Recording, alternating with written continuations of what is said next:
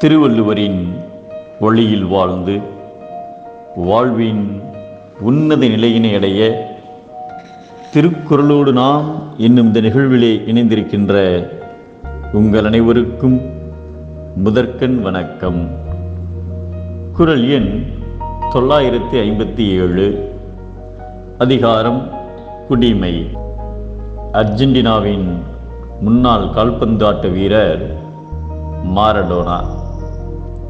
இவர் எந்த ஒரு காலகட்டத்திலும் சிறந்த கால்பந்தாட்ட வீரர் என்று கருதப்பட்டவர். இந்நூற்றாண்டின் தலை சிறந்த ஃபிஃபா வீரர் விருதுக்காக இணையத்தில் மேற்கொள்ளப்பட்ட வாக்கெடுப்பில் முதலாவதாக இடம்பெற்று அவ்விருதை கால்பந்தாட்டு வீரர் பீலேவுடன் பகிர்ந்து கொண்டவர்.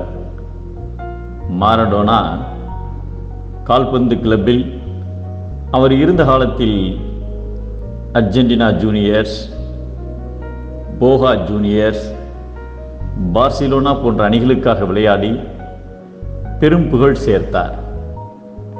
மாரடோனா தலைமையில் 1986ஆம் ஆண்டு உலகக்கோப்பை போட்டியில் அர்ஜென்டினா வெற்றி பெற்றது.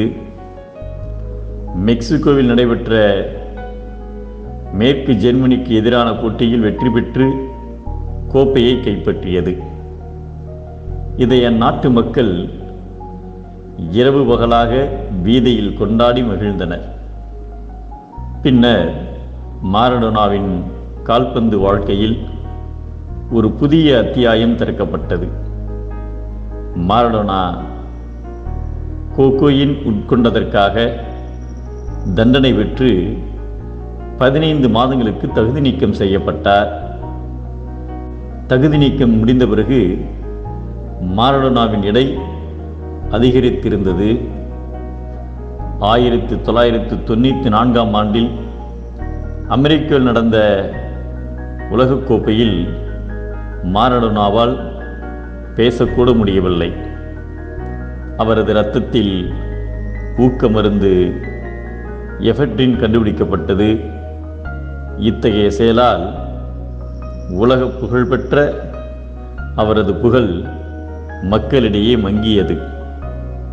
நற்குடியில் பிறந்தவர் இடத்தில் வெளிப்படும் குற்றம் வானத்து முழு நிலவு போல் பெரிதாக தெரியும் என்பதை குடிப்பிறந்தார் கண் விளங்கும் குற்றம் விசும்பின் மதிக்கண் மறுப்போல் உயர்ந்து என்கிறார் நம் தெய்வப்புலவர் திருவள்ளுவர். நற்குடியில் தீமை இகழ்ச்சி, நற்குடியில் நன்மையே மகிழ்ச்சி.